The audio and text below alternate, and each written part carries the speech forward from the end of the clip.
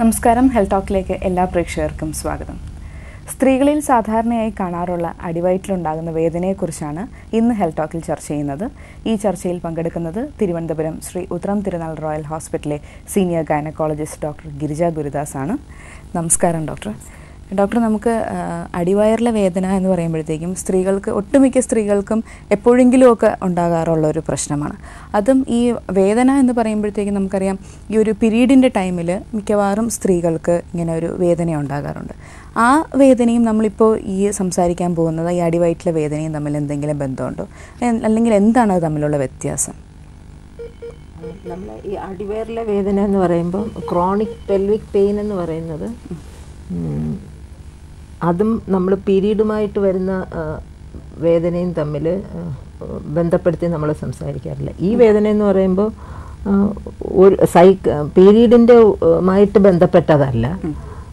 ഇത് അടിവയറിൽ മാത്രമല്ല, ചിലപ്പോൾ നമുക്ക് പൊക്കിളിൻ്റെ തൊട്ട് താഴെ വയറിൻ്റെ പുറത്ത് വേദന പോലെ തോന്നും, അല്ലെങ്കിൽ നടുവിൻ്റെ ഭാഗത്ത് ഉള്ള വേദന പോലെ അങ്ങനെ വരും. അപ്പോൾ ഈ വേദന കൊണ്ട് നമ്മുടെ ദൈനംദിന ജോലികൾ നമുക്ക് ചെയ്യാൻ പറ്റില്ല, അതിന് വേദന സംഹാരികൾ വേണ്ടി വരുന്നു. അപ്പോൾ അങ്ങനെയുള്ള ഈ വേദന 6 മാസത്തിൽ കൂടുതൽ നീണ്ടു നിൽക്കുകയാണെങ്കിൽ അപ്പോൾ നമ്മളതിനെ ക്രോണിക് പെൽവിക് പെയിൻ എന്ന് പറയുന്നു. അതായത് പീരീഡുമായിട്ട് ബന്ധമില്ല, പിന്നെ സെക്ഷൽ ഇൻ്റർകോഴ്സിൻ്റെ സമയത്തുണ്ടാകുന്ന പെയിൻ അല്ല, പ്രഗ്നൻസിയുടെ സമയത്തുണ്ടാകുന്ന പെയിൻ അല്ല, അല്ലാതെ വരുന്ന വേദനകളാണ് നമ്മളിത് ഇവിടെ ക്രോണിക് പെൽവിക് പെയിൻ എന്ന് ഉദ്ദേശിക്കുന്നത്. നമുക്കൊരു കോൾ ഉണ്ട് doctor. Okay. Hello hello hello health ടോക്കിലേക്ക് സ്വാഗതം. ആരാണ്? എന്റെ പേര് ഷാന. എവിടെ നിന്നാണ് മാഡം? ഞാൻ മലപ്പുറത്ത് നിന്നാണ് വിളിക്കുന്നത്. ഡോക്ടറോട് ചോദിച്ചോളൂ. ഓക്കെ ഡോക്ടർ, എനിക്ക് എപ്പോഴും അടിവയറ്റിൽ എപ്പോഴും ഒരു വേദനയാ. എന്റെ മാരേജ് കഴിഞ്ഞതാണ്. വേദന എപ്പോഴും നമ്മള് ഡൈജസ്റ്റ് ചെയ്ത് പോകുന്നതിൽ ബ്ലഡും അങ്ങനെയൊക്കെ ഉള്ളൊരു അവസ്ഥയിലാണ്. മനസ്സിലായില്ല, എന്താ? ബ്ലഡ് ഡൈജസ്റ്റ് ചെയ്ത് പോകുന്നതിൽ ടോയ്ലറ്റ് പോകുമ്പോ ബ്ലഡ് അത് മോഷനിൽ ബ്ലഡും കൂടെ കലർന്നാണ് പോകുന്നതെന്നല്ലേ പറയുന്നത്? അതെ, ഒരുപാട് നാളായിട്ട് ഇങ്ങനെ തുടങ്ങിയിട്ട്. അപ്പോൾ നമ്മൾ ഇപ്പോൾ നമ്മൾ ഉദ്ദേശിച്ചത് തന്നെ ഇപ്പോൾ ഇവിടെ പെൽവിക് പെയിൻ എന്ന് പറയുന്നത് നമ്മൾ ഒരു 75% നമ്മുടെ ഗൈനക്കോളജിക്കൽ കോസ് ആയിരിക്കും. പിന്നെ നമ്മൾ കുടലിൻ്റെ, അത് ഇറിറ്റബിൾ ബവൽ സിൻഡ്രോം, പിന്നെ ഇൻഫ്ലമേറ്ററി ബവൽ സിൻഡ്രോം എന്നൊക്കെ പറഞ്ഞിട്ടുള്ള ഒരു കണ്ടീഷനിലും ഇത് വരാം. അപ്പോൾ അതുകൊണ്ട് അതിൻ്റെ ഒരു പാർട്ടായിട്ടാണ് ഈ മോഷനിൽ കൂടെ ബ്ലഡും മ്യൂക്കസ് അങ്ങനെ പോകുന്നത്. അപ്പോൾ അതുകൊണ്ടുള്ള പെയിൻ ആയിരിക്കും. അതിന് ഒരു ഗ്യാസ്ട്രോ എൻട്രോളജിസ്റ്റിനെ കണ്ട് ഡീറ്റെയിൽ ആയിട്ട് എക്സാമിനേഷൻ വേണ്ടി വരും. അത് എപ്പോഴും ഇങ്ങനെ നന്നായിട്ട് ചിലപ്പോൾ കുറഞ്ഞ വേദനയായിരിക്കും, ചിലപ്പോൾ നന്നായിട്ടുള്ള വേദന വരും. അപ്പോൾ മോഷനിൽ കൂടെ ബ്ലഡ് വരുന്നുണ്ടെങ്കിൽ ഈ പെൽവിക് പെയിൻ ഗൈനക്കോളജി കോസ് കൊണ്ടായിരിക്കില്ല. അതുകൊണ്ടാണ് ഗ്യാസ്ട്രോ എൻട്രോളജിസ്റ്റിനെ കാണാൻ പറയുന്നത്. അവർ ഒരു കുടലിനകത്തുള്ള ഒരു പരിശോധന നടത്തിയിട്ട് എന്താണെന്നുള്ളത് കണ്ടുപിടിച്ചിട്ട് അതിനുള്ള മരുന്ന് തരും. ഓക്കെ. അല്ല, ഗൈനക്കോളജിസ്റ്റിനെ എന്ന് വെച്ചാൽ പെൽവിക് പെയിൻ എന്ന് പറയുമ്പോൾ ഗൈനക്കോളജിസ്റ്റിനെ കണ്ടിട്ട് നമുക്ക് ഒരു അൾട്രാസൗണ്ട് സ്കാൻ ഒക്കെ ഈ ചില കണ്ടീഷൻസ് ഒക്കെ നമുക്ക് അറിയാൻ പറ്റും ഈ പെയിൻ ഉണ്ടാകുന്ന. അപ്പോൾ അതിൻ്റെ കൂടെ ഇതും കൂടെ വന്നതുകൊണ്ടാണ് അപ്പോൾ കണ്ട് ഗൈനക്കോളജി കണ്ടീഷനൊന്നും ഇല്ലയെന്ന് റൂൾ ഔട്ട് ചെയ്യുന്നത് നല്ലത് തന്നെയാണ്. പക്ഷേ അത് മാത്രമായിരിക്കില്ല. ഗൈനക്കോളജി കണ്ടീഷൻ ആണെങ്കിൽ ഈ മോഷനിൽ കൂടെ ബ്ലഡും മ്യൂക്കസും പോകില്ല. അപ്പോൾ അതിനൊരു ഇവാലുവേഷൻ വേണം.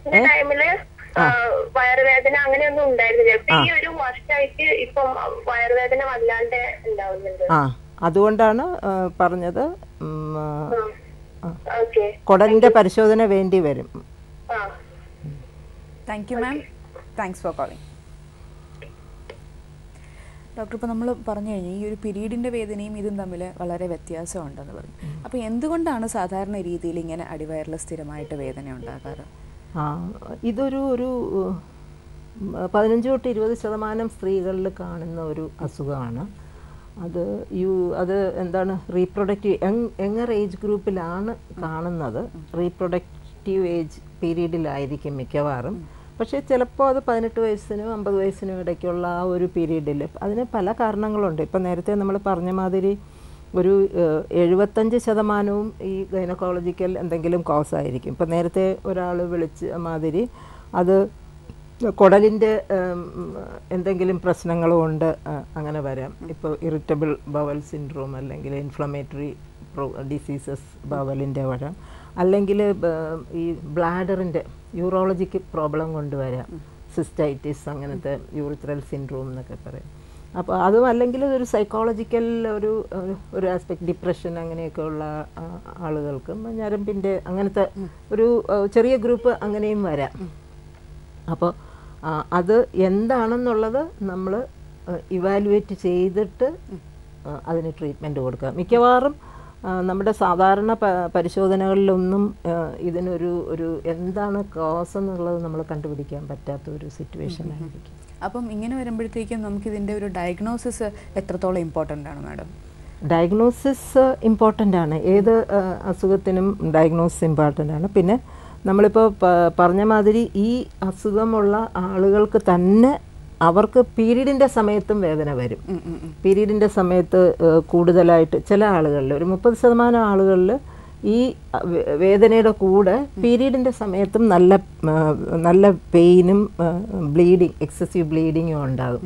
അപ്പോൾ അങ്ങനെയുള്ള ഇതിന് നമ്മൾ എന്തെങ്കിലും ഗൈനക്കോളജി കോസ് തന്നെ ആയിരിക്കും. അപ്പോൾ അതിന് നമ്മൾ പിന്നെ രോഗിയെ പരിശോധിച്ച് നോക്കിയിട്ട് ഏത് ഭാഗത്താണ് ആ പെയിൻ വരുന്നതെന്ന് ട്രിഗർ ചെയ്യുക. നമ്മൾ ഇൻറ്റേർണൽ എക്സാമിനേഷൻ ചെയ്യും. പിന്നെ നമ്മൾ അൾട്രാസൗണ്ട് ചെയ്യുമ്പോൾ ചിലപ്പോൾ ഇങ്ങനെയുള്ളവർക്കൊക്കെ ആണെങ്കിൽ എൻഡോമെട്രിയോസിസ് എന്ന് പറയുന്നത് ഈ ഓവറിയിൽ പീരീഡിൻ്റെ സമയത്ത് ബ്ലഡ് ക്ലോട്ട് ചെയ്ത് വരുന്ന, അതിന് നല്ല പെയിൻ ഉണ്ടാകും. അപ്പോൾ അങ്ങനെയുള്ള ഇത് അവർക്ക് പീരീഡിൻ്റെ സമയത്ത് മാത്രമേ പെയിൻ കാണൂ. പക്ഷേ ഈ എൻഡോമെട്രിയോസിസ് എന്ന് പറയുന്നത് ഉള്ളിലോട്ടുള്ള ഡീപ്പർ ടിഷ്യൂസിനെ ഇൻഫിൽട്രേറ്റ് ചെയ്യും ഉള്ളിലോട്ട്.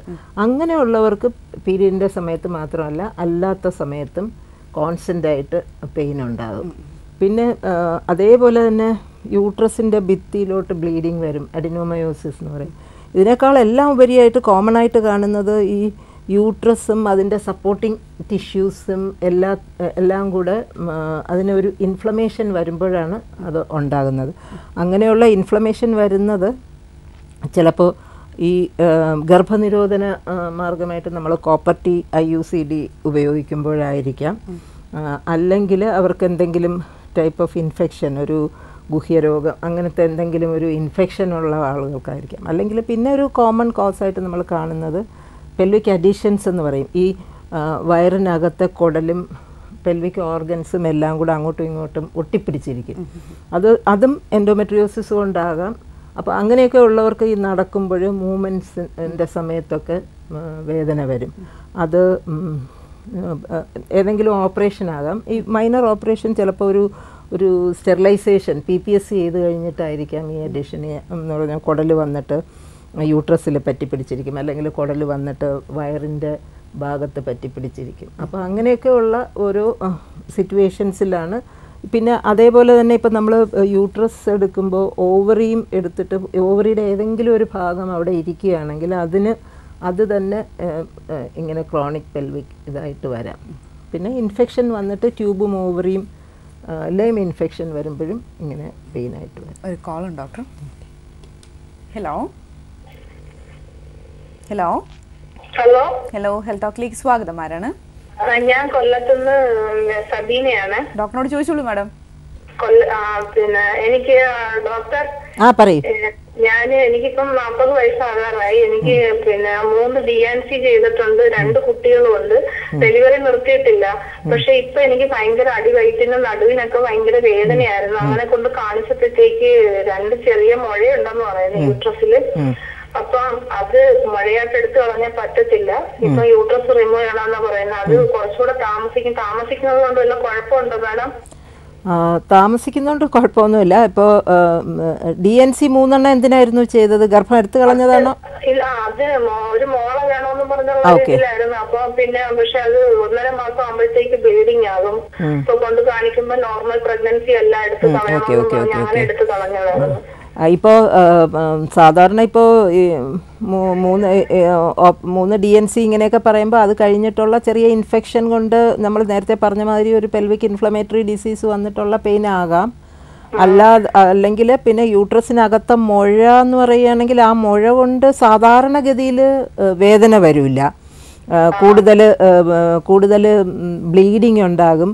അല്ലെങ്കിൽ പീരീഡിൻ്റെ സമയത്ത് കൂടുതൽ പെയിൻ ഉണ്ടാകും. പീരീഡിൻ്റെ സമയത്ത് പെയിൻ ഉണ്ടാകും. അല്ലാതെ എല്ലായ്പ്പോഴും അങ്ങനെ വേദനയായിട്ട് അത് വരില്ല. അത് ചില സമയങ്ങളിൽ മാത്രമേ അതിൻ്റെ വേദന വരുള്ളൂ. അപ്പോൾ ആ ഇതിൻ്റെ കൂടെ ഒരു ഇൻഫെക്ഷൻ്റെ ഒരു കോസും കൂടെ കാണണം. അപ്പോൾ യൂട്രസിൻ്റെ മുഴ ആണെങ്കിൽ നമ്മൾ കുറച്ച് താമസിക്കുന്നത് എന്തിനാണെന്ന് എനിക്ക് മനസ്സിലായില്ല. താമസിക്കുകയാണെന്നുണ്ടെങ്കിലും അതിന് പ്രത്യേകിച്ച് ദോഷമൊന്നും ഉണ്ടാവില്ല.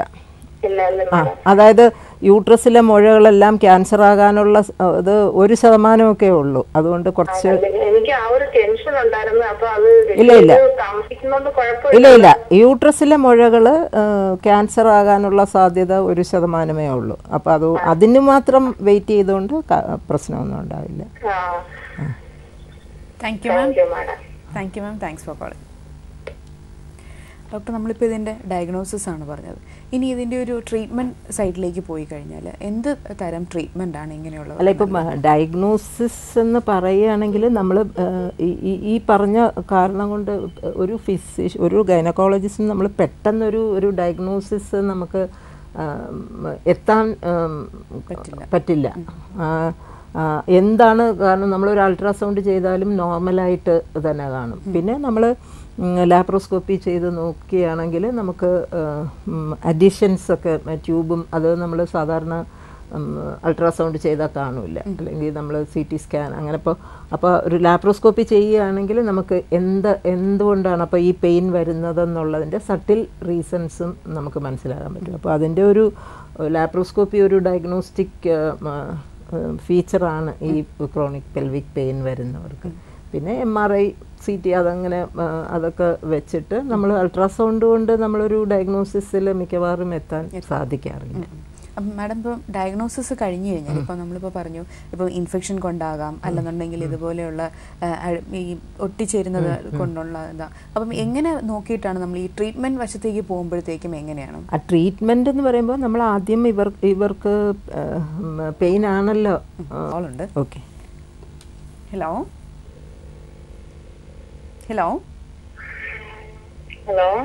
ഹെൽത്ത് ടോക്കിലേക്ക് സ്വാഗതം. ആരാണ്? പേര് പറഞ്ഞോളൂ മാഡം. ഡോക്ടറോട് ചോദിച്ചോളൂ. ഇത് കല്യാണം കഴിഞ്ഞിട്ട് 2 വർഷമായി, കുട്ടികളൊന്നും ആയിട്ടില്ല. അപ്പം ഹോസ്പിറ്റലിൽ കാണിച്ചപ്പോ ഹോർമോൺ പ്രശ്നമാണെന്ന് പറഞ്ഞു. അപ്പം വരാറായി, അതിനെന്തെങ്കിലും തടസ്സമുണ്ടോ എന്ന് അറിയാൻ വേണ്ടിയാണ്. എന്ത് വരാറായി എന്നാ പറഞ്ഞത്?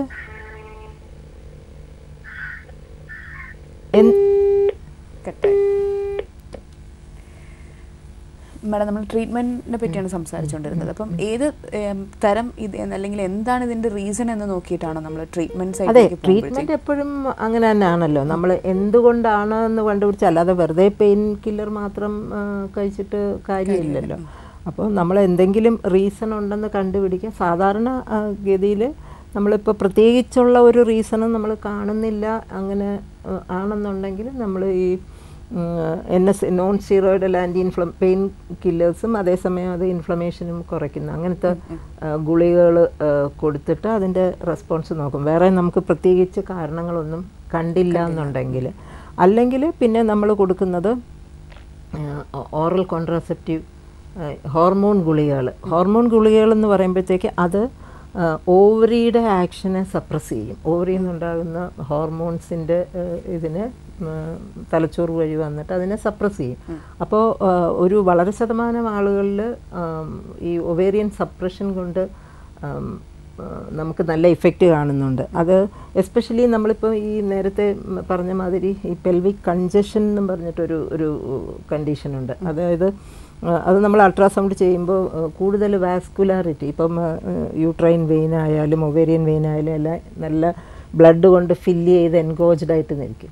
അതൊരു റീസണാണ് ഈ ക്രോണിക് പെൽവിക് പെയിൻ. അപ്പോൾ അങ്ങനെയുള്ള സിറ്റുവേഷനിലെല്ലാം നമ്മൾ ഹോർമോൺസ് കൊടുത്തിട്ട് ഓവറി സപ്രസ് ചെയ്യുമ്പോൾ നമുക്ക് പെയിൻ കുറവായിട്ട് കാണാറുണ്ട്. അപ്പോൾ അങ്ങനെയുള്ള സിറ്റുവേഷൻസിനെല്ലാം നമ്മൾ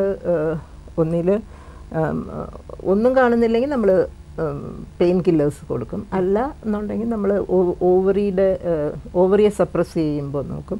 അപ്പോൾ അങ്ങനെയുള്ള അത് ഒവേരിയൻ ഹോർമോൺസ് അല്ലെങ്കിൽ GnRH ഹോർമോൺസ് എന്ന് പറഞ്ഞിട്ടുണ്ട്. അപ്പോൾ അതേതെങ്കിലും കൊടുക്കുമ്പോൾ ഇവർക്ക് റെസ്പോൺസ് കാണാറുണ്ട്. പിന്നെ അല്ലാത്ത കേസുകളിൽ നമുക്ക് ലാപ്രോസ്കോപ്പി ചെയ്തിട്ട് ഇപ്പോൾ എൻഡോമെട്രിയോസിസ് ആണ്, അഡ്വാൻസ്ഡ് എൻഡോമെട്രിയോസിസ് ആണ് വന്നിരിക്കുന്നത്, കുട്ടികളൊക്കെ ഉണ്ട്. അങ്ങനെ ഉണ്ടെങ്കിൽ നമ്മൾ യൂട്രസും ഓവറിയും എടുത്ത് കളയേണ്ടി വരും. അതേപോലെ തന്നെ ഇപ്പോൾ ചിലരെല്ലാം വന്ന് പറയാറുണ്ട്, ഇപ്പോൾ സ്റ്റെറിലൈസേഷൻ ഈ PPS കഴിഞ്ഞ പിന്നാണ് ഈ വേദന എന്നൊക്കെ. അതൊക്കെ ചെറിയൊരു ഇൻഫെക്ഷൻ കൊണ്ടായിരിക്കും ആ ഭാഗത്തുണ്ടാകുന്നത്. പിന്നെ ട്യൂബൽ ബ്ലോക്ക് വന്നിട്ട് ഈ ട്യൂബിൻ്റെ ബ്ലോക്ക് വന്നിട്ട് അതിനകത്ത് ഫ്ലൂയിഡ് ഇൻഫെക്ഷൻ വന്നിട്ട് പസ് കളക്ഷൻ, ഫ്ലൂയിഡ് കളക്ഷൻ അങ്ങനെയൊക്കെ വരും. അപ്പോൾ അതെല്ലാം ഒരു ക്രോണിക് പെൽവിക് പെയിനിന് കോസാണ്. അപ്പോൾ അങ്ങനെയുള്ള സിറ്റുവേഷനിൽ നമ്മൾ ആൻറ്റിബയോട്ടിക്സ് കൊടുത്ത് റെസ്പോൺസ് ഉണ്ടോ എന്ന് നോക്കും. പിന്നെയും വേദന സഹിക്കാൻ പറ്റാത്ത വേദന വരുന്ന സിറ്റുവേഷനിൽ നമ്മൾ ട്യൂബും ഓവറിയും എടുത്ത് കളയേണ്ടതായിട്ട് വരും. നമുക്കൊരു കോൾ ഉണ്ടോ? Okay. Hello hello hello hello health ടോക്കിലേക്ക് സ്വാഗതം. ആരാണ്? ഹലോ ഹലോ, പേര് പറഞ്ഞോളൂ മാഡം. ഞാൻ തിരുവനന്തപുരത്ത് നിന്നാണ് വിളിക്കുന്നത്. പേര് പറഞ്ഞോളൂ. പേര് ജയന്തിയാണ്. ഡോക്ടറിനോട് ചോദിച്ചോളൂ. പിന്നെ എനിക്ക് ഈ കഴിഞ്ഞ വർഷം വരെയും പീരീഡ് ആയിക്കൊണ്ടിരിക്കുമ്പോഴ് നല്ല സാധാരണ നിലപാടില് ഒരുമാതിരി നല്ല കട്ടിയുടെ രീതിയിൽ പൊയ്ക്കൊണ്ടിരുന്നു. ഇപ്പോഴേ ഈ ഒരു വർഷോളം ആയി പിന്നെ ഇത്തിരി വെള്ളം പോലെയാണ്, അതായത് കട്ടിയില്ല, ഈ വെള്ളം പോലെയാണ് ഇങ്ങനെ പൊയ്ക്കൊണ്ടിരിക്കുന്നത്. ഈ കൂടുതലായിട്ട് പോവുകയും ചെയ്യും. പക്ഷെ 2 ദിവസം 3 ദിവസം മാത്രമേ നിൽക്കുള്ളൂ. പിന്നെ സ്ട്രക്കായിട്ട് അങ്ങ് പിടിക്കും. നോർമലായിട്ട് തീർന്ന് തീരത്തില്ല. പിന്നെ ഈ വെള്ളം പോലെ പോകുന്നതിന്റെ ഇടയിൽ കൂടെ കുറച്ച് കട്ടിക്ക് ഒരുമാതിരി ഇറച്ചി കഷ്ണം പോലെ ചെറുതായിട്ട് കട്ടി ഇങ്ങനെ കറുത്ത് കറുകറായി പോകും. ഇതുകൊണ്ട് എന്തെങ്കിലും പ്രശ്നമുണ്ടോ മാഡം? അത് ഇപ്പം ഇറച്ചി കഷ്ണം പോലെ പോകുന്നു എന്ന് പറഞ്ഞത് അത് ബ്ലഡ് ക്ലോട്ട് പോകുന്നതാണ് സാധാരണ. അതിൻ്റെ അർത്ഥം ജയന്തിക്ക് പീരീഡിൻ്റെ സമയത്ത് പോകുന്ന ബ്ലഡ് ഫ്ലോ ഒരുപാട് കൂടുതലാണെന്നാണ്. സാധാരണ ഒരു നോർമൽ പീരീഡ് ആകുമ്പോൾ ഒരാളിന് ഒരിക്കലും അതിൽ കട്ട രക്തം പോകാറില്ല. നമ്മളുടെ രക്തം കട്ട പിടിച്ചാലും അതിന് ഫ്ലൂയിഡ് ആക്കാനുള്ള ഹോർമോൺസൊക്കെ ഉണ്ട്. അതുകൊണ്ട് അങ്ങനെ മാത്രമേ പോകാറുള്ളൂ നോർമലായിട്ട്. അപ്പോൾ എപ്പോഴെങ്കിലും പീരീഡിൻ്റെ സമയത്ത് ഇതുപോലെ കട്ടയായിട്ട് പോകുന്നു എന്ന് പറയുകയാണെങ്കിൽ അത് ജയന്തിക്ക് കൂടുതലായിട്ട് ബ്ലഡ് ഫ്ലോ പോകുന്നു, അതിന് എന്തെങ്കിലും കാരണം കാണും. അപ്പോൾ അതിന് ഒരു ഗൈനക്കോളജിസ്റ്റിനെ കണ്ട് കാണിച്ചു, ഒരു സ്കാനിങ് ചെയ്തു, ഇൻഫെക്ഷൻ ഒന്നും ഇല്ല എന്ന് പറയാം. അപ്പോഴൊന്നും എനിക്ക് ഇങ്ങനെ വെള്ളം പോലെ പോകില്ലായിരുന്നു. അപ്പോഴും നോർമലായിട്ട് കുറച്ചേ പോകാറുള്ളൂ. പിന്നെ അടിവയറ് വേദനയെ സംബന്ധിച്ച് ഞാൻ അങ്ങനെയൊക്കെ കാണിച്ചതാണ്. പിന്നെ ഉള്ളിന്ന് ഹോർമോണൊക്കെ എടുത്ത് നോക്കി എല്ലാ ടെസ്റ്റുകളും നടത്തി, അതൊന്നും ഒരു കുഴപ്പമില്ല. സ്കാനിങ്ങിലാണ് ഒരല്പം ഇൻഫെക്ഷൻ ഉണ്ടെന്ന് പറഞ്ഞു. പക്ഷെ അതിനുള്ള മെഡിസിൻ എല്ലാം കഴിച്ചു. ഇപ്പോഴും ഈ ഒരു വർഷമായിട്ടാണ് ഞാൻ ശ്രദ്ധിക്കാൻ തുടങ്ങുന്നത്. ഇത്തിരി പിന്നെ വെള്ളം പോലെ ഇത്തിരി കൂടുതലായിട്ട് പോകും. ഈ വെള്ളം പോലെ ഒന്നുമില്ല. വെള്ളം പോലെ പോകുന്നു എന്ന് പറയുന്നത് അത് ക്ലോട്ട്, ബ്ലഡ് ക്ലോട്ട് വന്നിട്ട് അതിൽ നിന്നുള്ള സീറം ഇങ്ങനെ യൂസ് ചെയ്ത് വരുന്നതിനാണ് വെള്ളം പോലെ പോകുന്നു എന്ന് പറയുന്നത്. ഈ ക്ലോട്ട് അകത്തിരിക്കുമ്പോൾ ഇറച്ചി കഷ്ണം പോലെ വരുന്നു എന്ന് പറഞ്ഞില്ലേ, അപ്പോൾ അത് വരുമ്പോഴും നല്ല വേദന കാണും. അപ്പോൾ അതിന് അങ്ങനെ വരുന്നതിന് 4 റീസണാണ് നമ്മൾ ഉള്ളത്. ഒന്ന് യൂട്രസിൻ്റെ അകത്തുള്ള മുഴകൾ, 2 അഡിനോമയോസിസ് എന്ന് പറഞ്ഞ യൂട്രസിൻ്റെ ഭിത്തിയിൽ വരുന്ന ബ്ലഡ് ഫ്ലോ വരുന്നതിൻ്റെ, പിന്നെ 3 ഈ ചോക്ലേറ്റ് സിസ്റ്റ്, 4മത്തത് ഇൻഫെക്ഷൻ, പെൽവിക് ഇൻഫ്ലമേറ്ററി ഡിസീസ് എന്ന് പറഞ്ഞാൽ. ഇപ്പം ഡോക്ടർ സ്കാൻ ചെയ്തിട്ട് ബാക്കി ഒന്നും ഇല്ല എന്ന് പറയുകയാണെന്നുണ്ടെങ്കിൽ അത് ഇൻഫെക്ഷൻ കൊണ്ടായിരിക്കും. അതിന് വേണ്ടുന്ന പ്രോപ്പർ ഇത് എന്താണ് ആൻറ്റിബയോട്ടിക്സ് കഴിച്ചാൽ ഈ ഇൻഫെക്ഷൻ മാറിക്കിട്ടും.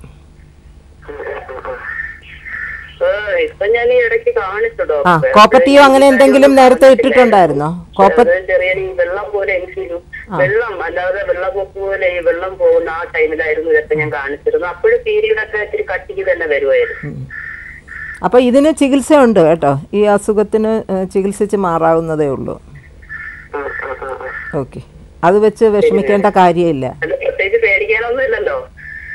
പേടിക്കാനൊന്നും ഇല്ലാന്ന് നമ്മൾ ആരെങ്കിലും അത് കണ്ടിട്ട്. ഈ എത്ര വയസ്സുണ്ട് ഇപ്പോ ജയന്തി? എത്ര വയസ്സാണ്? 36. അപ്പോൾ നമ്മൾ ഇത് അങ്ങനെ കൂടുതലായിട്ട് പോകുമ്പോൾ നമ്മൾ അകത്തെടുത്ത് പരിശോധിച്ച് നോക്കിയിട്ടേ നമ്മൾ പേടിക്കാനൊന്നും ഇല്ല എന്നുള്ളത് തീർത്ത് പറയാൻ പറ്റുള്ളൂ. ശരി. അങ്ങനെ പോകുമ്പോൾ ക്ഷീണവും തളർച്ചയൊക്കെ ഒന്നും തോന്നാറില്ല. എന്നാലും അതെന്താണെന്നൊരു സംശയം ചോദിച്ചതാ. ശരി, thank you ma'am. Thanks for calling.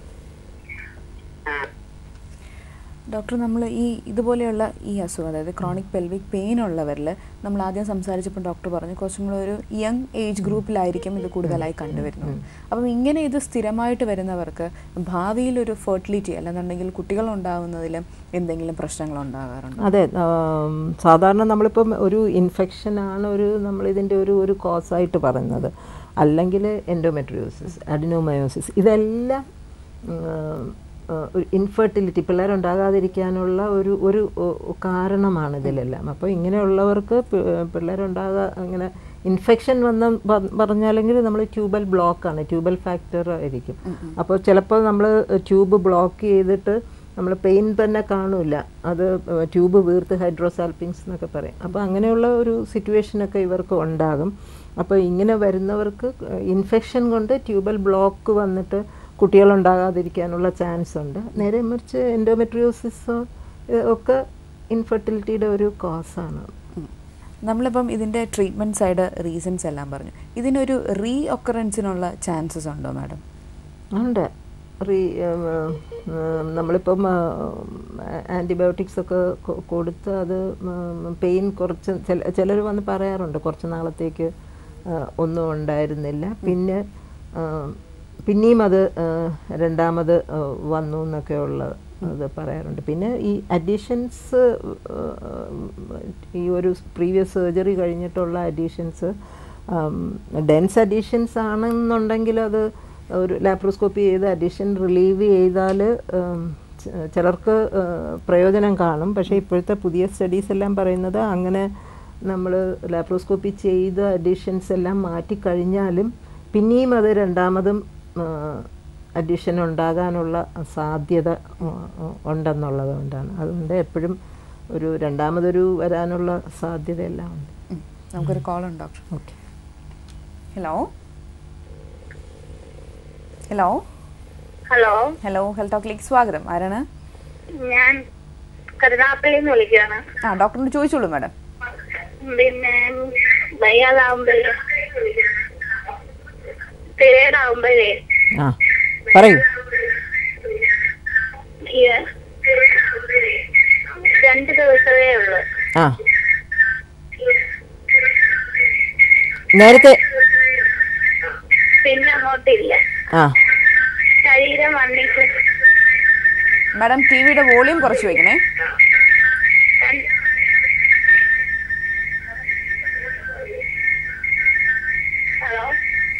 കേൾക്കാൻ പറഞ്ഞോളൂ. പീരീഡ് ആകുമ്പോ 2 ദിവസമേ ഉള്ളൂ. വണ്ണം കൂടുന്നു. വണ്ണം കൂടുന്നുണ്ടല്ലേ? ഇപ്പം എത്ര വയസ്സുണ്ട്? 35 വയസ്സ്. അപ്പോൾ വണ്ണം കൂടുന്നത് കൊണ്ട് തന്നെ ഈ പീരീഡ് ഫ്ലോ കുറയാം. നമ്മൾക്ക് ഫാമിലിയിൽ ഡയബറ്റീസ് അങ്ങനെയൊക്കെയുള്ള കുട്ടികൾ, അങ്ങനെയുള്ള ഫാമിലി ഹിസ്റ്ററി അങ്ങനെയൊക്കെ ഉണ്ടെന്നുണ്ടെങ്കിൽ ഇപ്പം വണ്ണം കൂടുന്നവർക്ക് പോളിസിസ്റ്റിക് ഒവേരിയൻ ഡിസീസ്, ഹോർമോണിൻ്റെ ഒരു ഇംബാലൻസ് വരാം. ഇതെല്ലാം ഒരു ലൈഫ് സ്റ്റൈൽ ഡിസീസാണ്. അത് വണ്ണം കൂടുന്നു എന്ന് പറഞ്ഞതുകൊണ്ട് തന്നെ അത് തന്നെയാണ് കാരണം പീരീഡിൻ്റെ ഫ്ലോ കുറഞ്ഞു വരുന്നത്. എക്സസ് ആൻഡ്രോജൻ കൂടുതൽ വരും. അപ്പോൾ വണ്ണം കുറയ്ക്കുക എന്നുള്ളതാണ് ഇതിന് ഒരേ ഒരു മാർഗം, നമ്മൾ എക്സസൈസും പിന്നെ ഹെൽത്തി ആരോഗ്യകരമായ ആഹാരശൈലിയും കൊണ്ട് വണ്ണം കുറച്ചാൽ പീരീഡ് പഴയതുപോലെ ആയിക്കോളും. അതിന് വേറെ പ്രത്യേകിച്ച് മരുന്നൊന്നും എടുക്കണ്ട. വണ്ണം കൂടിയത് കൊണ്ടാണ് ഇതിപ്പോൾ ഇങ്ങനെ വന്നിരിക്കുന്നത്. Thank you ma'am, thanks for calling. ഡോക്ടറിന് നമ്മൾ ഇതിൻ്റെ ഈ ഒരു ഡിഫറൻഷ്യേറ്റ് ചെയ്യാനായിട്ട് ഈ പെയിൻ, ഇപ്പോൾ നമ്മൾ സാധാരണയായിട്ട് പൊതുവെ ഇപ്പോൾ എല്ലാവരും, അതായത് ചെറിയ പ്രായത്തിലുള്ള കുട്ടികളാണെങ്കിൽ പോലും എപ്പോഴും പറയാറുണ്ട് ഈ പീരീഡ്സിൻ്റെ സമയത്തുള്ള വേദന, ചിലപ്പം ചിലർക്കത് സഹിക്കാൻ പറ്റാത്ത വേദനയായിട്ട്. അപ്പം ഇതിനെ നമ്മൾ ഡിഫറൻഷ്യേറ്റ് ചെയ്യണമല്ലോ. ഇപ്പോൾ നമ്മൾ ക്രോണിക് ഒരു പെൽവിക് പെയിനും അല്ലാതെ നോർമൽ ഒരു പീരീഡ്സിൻ്റെ സമയത്ത് ഉണ്ടാകുന്ന ഒരു പെയിനും തമ്മിൽ അതിനെ നമുക്ക് എങ്ങനെയാണ് സാധാരണ രീതിയിൽ ഡിഫറൻഷ്യേറ്റ് ചെയ്യാൻ പറ്റും? അല്ല, ചെറിയ കുട്ടികൾക്ക് അങ്ങനെ ഒരു ഇതിപ്പം ഇതിന് എപ്പോഴും ഒരു ഇൻഫെക്ഷൻ്റെ ഒരു കോസറ്റീവ് ഫാക്ടർ കാണും. ഇപ്പം നമ്മൾ ഒരു ഹിസ്റ്ററി ഇങ്ങനെ ചോദിക്കുകയാണെങ്കിൽ തന്നെ ചെറിയ കുട്ടികൾക്ക് ആണെങ്കിൽ തന്നെ ഈ സെക്ഷൽ അബ്യൂസ് അങ്ങനത്തെ എന്തെങ്കിലും പ്രോബ്ലം, അങ്ങനെ ഒരു ഹിസ്റ്ററി, അങ്ങനെ എന്തെങ്കിലും ഒരു ഇത് കാണും. അല്ലാതെ ഒരു ഇൻഫെക്ഷൻ വരാതെ ഇങ്ങനെ ഒരു ക്രോണിക് പെൽവിക് പെയിനായിട്ട് കാണില്ല. പിന്നെ ചെറിയ കുട്ടികൾക്കൊക്കെ ഒരു സൈക്കോളജിക്കൽ ഒരു ഇതാണ് എക്സാമിനേഷൻ്റെ പേടി, പിന്നെ പഠിക്കാനുള്ളതിൻ്റെ ആ ഒരു ഇത്. അപ്പോൾ ഇതിനൊരു സൈക്കോളജിക്കൽ ഒരു ആസ്പെക്റ്റ് ഇവിടെ ഉണ്ട്. ഡിപ്രഷൻ, ആങ്സൈറ്റി അങ്ങനത്തെ ഒരു ഇത് വരുമ്പോൾ അതിന് നമ്മൾ കൗൺസിൽ ചെയ്യുക എന്നുള്ളതാണ് അതിൻ്റെ ഒരു. അപ്പോൾ എന്തായാലും ഡോക്ടർ, നമ്മുടെ എപ്പിസോഡിൻ്റെ സമയം ഇവിടെ തീരുവാണ്. പൊതുവേ നമുക്ക് എല്ലാവർക്കും കാണാറുള്ള അല്ലെങ്കിൽ ഒരുപാട് ആളുകളിൽ കാണാറുള്ള ഒരു പ്രശ്നത്തെക്കുറിച്ചാണ് നമ്മൾ ഇന്ന് ചർച്ച ചെയ്തത്. കൂടുതൽ ചർച്ചകളുമായിട്ട് നമുക്ക് അടുത്ത എപ്പിസോഡിൽ വീണ്ടും കാണാം. ഹെൽത്ത് ടോക്കിൻ്റെ ഇന്നത്തെ എപ്പിസോഡ് ഇവിടെ പൂർണ്ണമാകുന്നു. അടുത്ത ആഴ്ച വീണ്ടും കാണാം. നന്ദി, നമസ്കാരം.